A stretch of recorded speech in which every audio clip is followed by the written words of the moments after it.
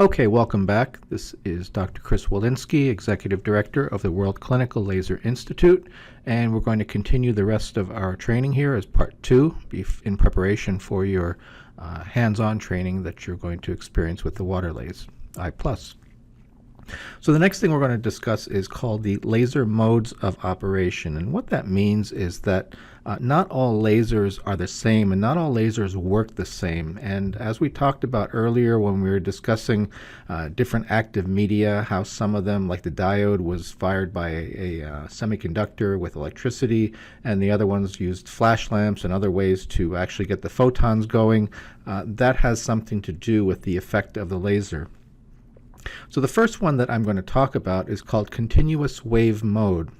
And in continuous wave mode, essentially, when you step on the foot pedal, the laser is instantly on. And when you take your foot off of the pedal, the laser is instantly off. And so you see something that looks kind of like this over time. And then in this example, you see on the bottom, it's broken down into half-second increments. And up the left-hand column, you see that it says 3 watts. So in this particular example, and in any example with continuous wave mode, the peak power and the average power are the same. In this case, it's 3 watts. Because the entire time that the laser is firing, it's firing at 3 watts. And you remember, watts were joules per second. So every second, the laser is delivering 3 joules of energy to the tissue. Therefore, it translates to 3 watts. So peak power and average power are identical when you're in continuous wave mode, when the laser is always on. So why is it that we maybe moved away from this? Well, the problem is tissue temperature. The longer you use the laser, the longer that it's constantly on, the more chance for lateral thermal damage. The more chance that you're going to heat up adjacent tissues inadvertently and obviously unwantedly, so that you end up possibly causing some potential thermal damage to the tissue. So in order to counteract this, they came up with a secondary type mode of operation, and we're going to call that one either a gated pulse or a chopped pulse. And in gated pulse or chopped pulse mode, what happens is that the laser is instantly on and then it's instantly off, and then it's instantly on and instantly off. In this example, it's on half the time and then off half the time, and then on half the time and off half the time. And you see in this example also that the peak power is again 3 watts. But because it's only on 50% of the time, it's only on and off and on and off, so only half of the time is it on, the average power is not 3 watts. The average power, if you look on the right side, is actually 1.5 watts, or 50% of the peak power. So in this case, what happens is that the tissue temperature can still raise over time, but it goes a lot slower. It's a lot slower process. It's more gentle to the tissue. And as you can imagine, the shorter the time that the laser is on, so if you shrink these red bars a little bit, or the longer the time the laser is off, so if you extend the time that the laser is off, either one of those things will end up cooling off the tissue even more. And so what we can do in this case is maybe look at another example. In this example, just as I described, now the laser is only on 25% of the time and it's off 75% of the time. So one full cycle is, in this case, it's 1 second, not always 1 second, but in this case it is 1 second, the time that it's on, and then the time plus the time that it's off equals 1 second, and the time that it's on over that entire cycle. So in this case, it's on for 0.25 seconds and it's over 1 second, means that it's only a 25% duty cycle. So once again, we have 3 watts of peak power. We haven't changed the peak power going out of the laser. But what happens is it's only on 25% of the time. So again, if you look to the right, now the average power, the number that you see on the middle of your screen, is 0.75 watts. So what this means is that this is going to deliver less power to the tissue, and the tissue is going to be able to cool off a lot more because that thermal relaxation time, the time that the laser is off, is considerably more than the time that the laser is on. But then you ask yourself, well, what happens if you really wanted to deliver 3 watts to the tissue? Well, then you would have had to put 12 watts in at 25% duty cycle in order to get 3 watts out. So now you see that you're going to start limiting yourself, because if you know anything about some of the diode lasers, some of the diode lasers are only like 2 watts or 5 watts or 7 watts. So you're starting to limit yourself how much your peak power is, because the peak power may only be 2 watts or 5 watts or 7 watts or 10 watts. And if that's your peak power, then you can imagine if you start making this pulse duration, the red part, too short, then there's not going to be enough energy coming out of that tip to actually affect any tissue. You'll be sub-ablative. You'll be below the ablation threshold of the tissue. So we'll go a little bit further now to something called the free-running pulse mode. Now, free-running pulse is a true actual pulse. And what happens is it looks kind of like a heartbeat, where it goes up and then it comes down, then it goes up and it comes down. So this particular slide is not a really great graphical depiction of what this actual pulse looks like, but it gives you an idea of how short these pulses are. And using the Waterlase, rather than a second or a half a second or a quarter of a second or even a millisecond, even a thousandth of a second, the Waterlase operates at less than 100 microseconds, and it's actually at 70 microseconds. 70 microseconds is 70 millionths of a second. It's shorter than the time it takes you to blink. It's a really, really short time. And in actuality, the duty cycle, the amount of time the laser is on versus the time that the total cycle, is actually about 1%. So what that means is that when you step on the pedal, the laser, even though it's going bup, bup, bup, bup, bup, bup, bup, and it's making that pulsing sound, which incidentally, the sound is the laser energy being absorbed into water.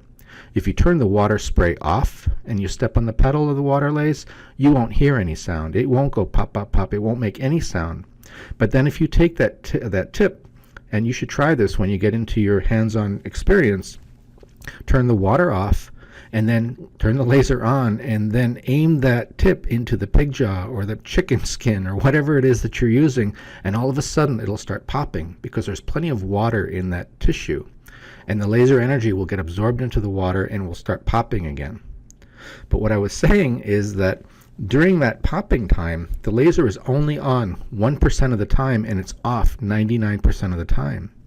And that's one of the reasons that you can use the Waterlase without heating up the tissue, and why the tissue looks so nice. It looks so beautiful when you cut it, where it's not bleeding, but there's just enough very, very transient heat in order to cause coagulation or hemostasis, but not enough that you're going to end up turning the tissue orange or brown or any other funny color. So that's where the benefit of the free running pulse comes in, because now if you think about it, one more step, in order for that pulse to be that short, 70 millionths of a second, can you imagine how high that peak power has to be? And in fact, in some cases, the peak power may be 10,000 watts going out of the unit, but only a watt and ending up hitting the tissue. And that extra additional power, that oomph, and because it's such a short pulse, is what allows this laser the ability the ability to actually ablate the hardest substance in the human body, in enamel. Enamel is very hard, but yet this laser energy, even if you're at like 2 watts, you're able to ablate enamel. If you're ablating enamel at 2 watts and it's at continuous wave, that's not going to happen. You need the additional energy that's involved with a very high peak power in order to ablate that tissue. So then we start to wonder about one other variable. We talked about it earlier, and that's the H versus the S mode. Now the H versus S, unfortunately they're labeled H versus S because it sounds like H is hard tissue and S is soft tissue, and that's not always the case. What it really stands for is H is a short pulse and S signifies a long pulse. And S is actually 10 times longer than H is. So most of the cutting that you're going to do, all of the cutting you're going to do in hard tissue, whether it be in bone or in tooth, and most of the cutting that you're going to do in soft tissue is going to be done in H mode with a very short pulse duration, very long thermal relaxation time, because you get the big pow, pow, pow, you get the big packets of energy going in and removing that tissue. But when you move it to S mode, all of a sudden what happens is that the pulse length increases by a factor of 10. And now, because of two things. Number one, if that pulse is longer, that means that the laser is on longer, which means that you're going to deliver more heat to the tissue. The tissue will heat up more. And because you didn't change the pulses per second, so the pulses are the same width apart. If it's at 20, if it's at 30, doesn't matter. There's still 20 or 30 pulses per second. And if you increase the length of the pulse, by default, you're also decreasing the length of time that the laser is off. Both of those things will increase the tissue temperature. And that's why S mode works so well for hemostasis. For most soft tissue procedures, if you get a little bit of bleeding, the only thing you have to do is change from H to S. It will increase the length of the pulse by 10, increase the heat imparted to the tissue, and it will stop the bleeding. For other areas and other ways to get hemostasis, you'll learn that during your course, but this is the easiest, most simple way in order to get hemostasis in the tissue. So now we get into a couple of other types of laser effects. Number one is something called reflection. So what happens when you fire a laser on tissue? There's 4 different things that can happen. Number one is that the laser energy can simply get reflected off of the shiny tissue surface or off the side of the tooth or off of a metallic instrument or suction tip. So obviously there's really no good place for reflection in anything that we're treating. Another thing is called refraction or scattering, where the laser energy will hit the tissue and just kind of go and bounce off of different molecules and cells and go in different directions and really not have any beneficial effect. Also, there's transmission. Transmission never used to be too important in dentistry. It was very important when ophthalmologists were doing retinal surgery, because you could transmit the laser through the lens and through the cornea and coagulate vessels in the back of the eye. But now that we have something called photobiomodulation therapy, where we want the laser energy to actually transmit through the tissue, this is something we pay more attention to. Exactly how deep does the laser energy go? How far does it go? What is the energy density of the laser as it gets through cartilage and bone and skin and muscle and blood and all that sort of thing? So that's become a bigger science to us, but originally wasn't real important. But most of all, probably the thing that we really look for in all cases is absorption. Because when we match the wavelength to what it is we're trying to cut, that's where the magic happens. That's where we get ablation. When you match a Waterlase that's absorbed by water with the water in the soft tissue, that's where the tissue gets ablated.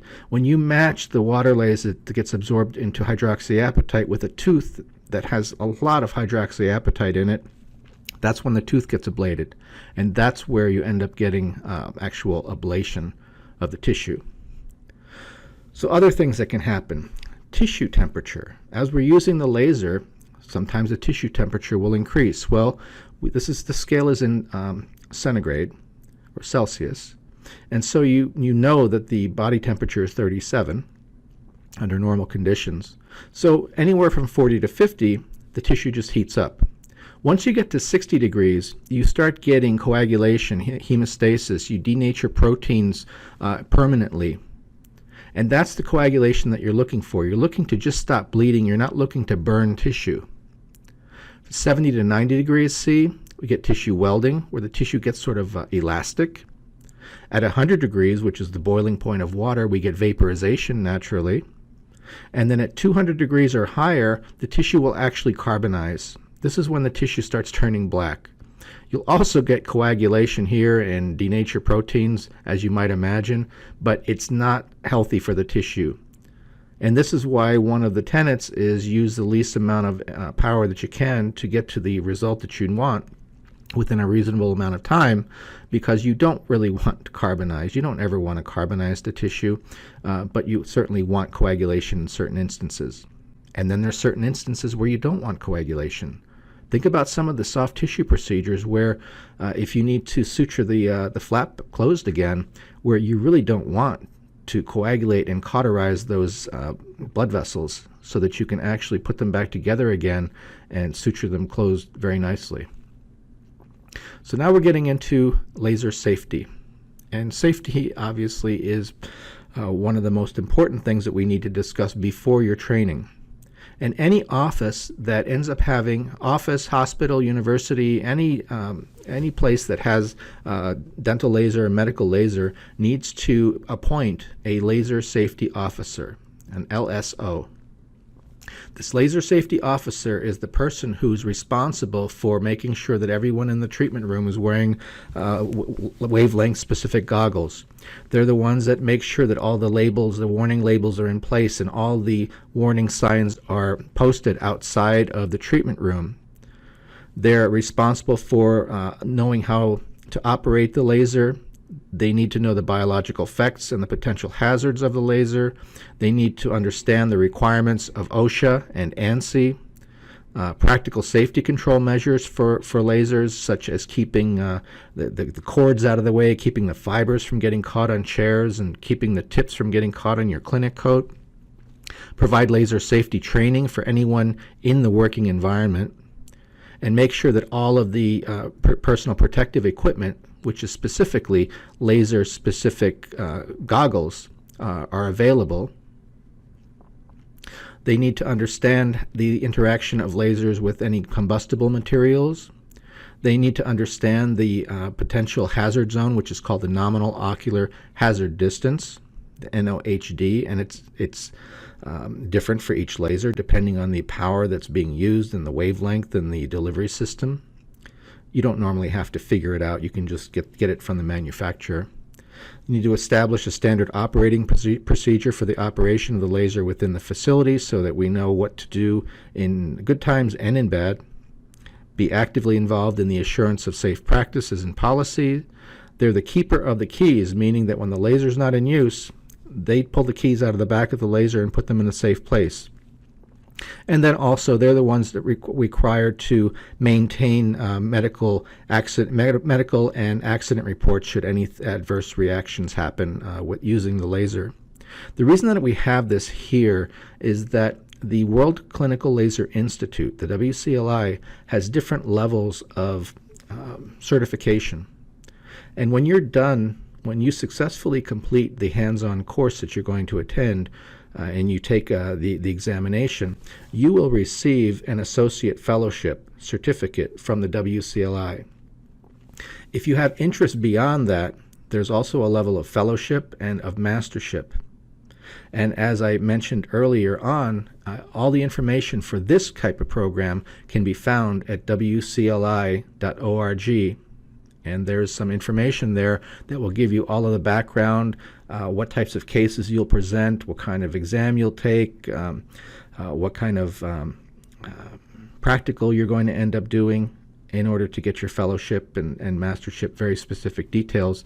And one of the questions that you need to understand and you need to explain is what I just explained, is what are the duties of a laser safety officer. Now, there are very specific laser classifications. In general, I will generalize, Class 1 lasers are harmless lasers. They're the ones in the supermarket scanners, in the CD-ROM players and CD players. There's lasers in laser printers. You don't need any safety requirements when viewing these lasers. When you get to Class 2, this is something like a laser pointer. It can cause some eye damage, but just occasional viewing accidentally, it won't cause damage because the mechanism, the protective mechanism in your eye will make you blink your eye faster than the damage can occur. Class 3 lasers are very dangerous to the eye, and these are very strong, very high-powered lasers that you would see at a music concert. The smoke, they fill the room with smoke and they start shining lasers around. These are the types of lasers that could really seriously damage your eye. And then the fourth class, class 4, is a high-powered laser used for surgery, drilling, cutting, welding. Direct and diffuse reflections are hazardous to the eyes and skin, and they are a potential fire hazard. And guess what? This is the class of lasers that we use in dentistry, unfortunately. It falls into the same category of lasers as lasers that are used for industrial purposes, the Nd:YAGs that cut steel at shipyards. And so therefore, you have a lot of safety mechanisms on your dental laser that may or may not be appropriate, but they're there because it's a class 4 device and it needs to be equipped with all of these safety features. So that's the reason you have that red button on the front of your laser, in order to stop the laser in case something happens. So basically, in a nutshell, for safety, make sure that you always test fire your laser, meaning that before you go to the patient's mouth, you fire the laser off on the side. Make sure that the air and the water spray are working. If you intend to have air and water spray and you go directly to the tooth and you step on the pedal and there's no air and water that come out, only laser energy will come out and it will be hot. Part of the reason for the water is to cool. Part of it is to increase ablation and depth and efficiency, but part of it is to cool. And if you don't have that water absorbing some of that laser energy, it will actually burn either the tooth or the soft tissue. So make sure that you fire it out of the mouth, and obviously never direct the laser towards your eyes. So when we talk about the nominal ocular hazard distance and those types of things, the eye protection becomes very important. For the Waterlase iPlus, the nominal ocular hazard distance is actually 4 inches or 10 centimeters. And that's actually been increased by a factor of 4. The actual true figure is 2.5 centimeters or 1 inch. But for the sake of attenuation of the beam, or decreasing the severity or the potential danger of the laser, it's been multiplied by a factor of 4. So that's why the patient must have the eye protection in place. And a good rule of thumb is that the patient puts the eye protection on first, and they're also the last person in the room to take the eye protection off. When we look at eye protection specifically, somewhere on the laser goggles that came with your laser, you will see some numbers actually either etched or printed onto those goggles, and that will give you what wavelengths are covered and to what optical density. How many times more protection do you get than the single, than just like times 1? If you wear loops, there are options for you.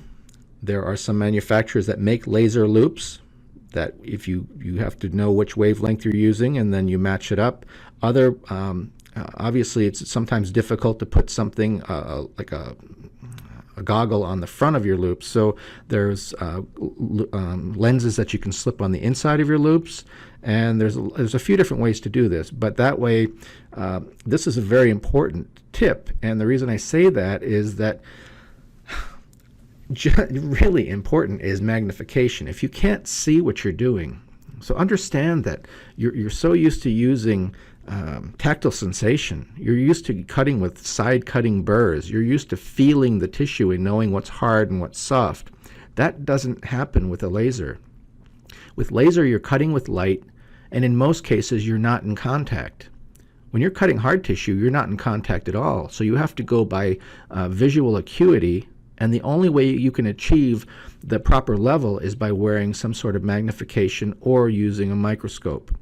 If you can't see, it's going to slow down your cutting, and you're going to be, you'll get frustrated. You won't feel like it's cutting fast enough for you. So take my word for it. If you don't already wear loops before your training, you should probably think about investing in a pair of loops, because otherwise you're not. It's going without the loops. You will diminish the effectiveness of your cutting and of your training. And then we need to know what could potentially happen in the presence of a laser. So here again, we come back to the UV spectrum on the left, the visible in the middle, and the infrared on the right-hand side. And if we look at remember the diodes were between 800 and 1,000? What happens there? Those diode lasers are absorbed into pigment and water, but mostly pigment. So if you get eye damage with a diode laser, number one, you can get degradation of either color vision and night vision. And as a dentist, I don't have to tell you how important color vision is. You can also burn the retina, which is the pigmented portion in the back of your eye, because the laser is absorbed by pigment. And obviously you can also get thermal skin burns because the diode laser works with a lot of thermal energy. As we move into the mid-infrared where the Waterlase is, you'll see that you miss the retinal burns and the color and night vision degradation, but instead it's replaced by corneal burns, which is on the surface of the eye. And so it's kind of like, not to make light of it, but it's like doing LASIK surgery, where you'd end up actually damaging the cornea on the surface of the eye because there's water there. And obviously, too, you also can get thermal skin burns, and the same thing will happen out at the range of CO2.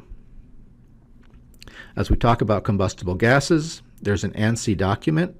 It's Z136.3, and what it tells us is that nitric oxide supports combustion. Nitric oxide does not combust in and of itself, but it will support a flame, and so it shouldn't be used during laser surgery. Nitrous oxide, ether, alcohol-based topical anesthetics, and alcohol-moistened gauze should not be used in close proximity to the laser beam, and this is because they will ignite, especially if the nitrous is on the you're doing the 100% oxygen at the end. If you're using the nitrous machine, it becomes dangerous. In the laser environment, you need to have the warning sign in a conspicuous place outside the laser treatment area. So it doesn't have to be inside the room, but it should be outside. You should limit the access to the laser treatment room so people aren't walking in and out because they're not wearing laser goggles, most likely. You should minimize reflective surfaces so that you don't have diffuse reflections of the beam somewhere that shouldn't be. You need to know the nominal ocular hazard distance of your lasers. So the Waterlase, I told you, is 4 inches. For the EPIC laser, it's about 15 feet, but that's at 10 watts. That's at maximum output. Most of the time when you're using a diode laser, if you're familiar with diodes, you'll know that most of what you do is going to be somewhere around 1 watt. So the actual effective nominal ocular hazard distance for the EPIC is going to be only 10% of that distance. So you're going to be down to, what is it, a foot and a half or something like that, rather than 15, 16 feet, because most of our treatment rooms aren't that large, so we wouldn't be able to protect ourselves. And then finally, there's something that's called plume. And plume is just a nice name for, we don't call it smoke, we call it laser plume. And I'm kind of being silly here, but when you're removing old composites, you can get different types of chemicals, and benzene, toluene, formaldehyde, acrolein. When you're removing viral components, be careful of that. Make sure that you're wearing a mask. Make sure that you're using high volume evacuation. And then if you do end up ingesting the plume, you can end up with eye irritation, burning, watery eyes, nausea, and then your system can actually even absorb some of the toxins or bacteria or viruses that have been released from the surgical site. So be very careful. And that, my friends, concludes the Part 1 and Part 2 of the pre-training course. I thank you very much for your kind attention. At this point, I would recommend that while it's fresh in your mind, you proceed to the examination, which covers this pre-course material. And if you have any other questions or comments about this training course, please send an email to training@biolase.com. Thanks so much.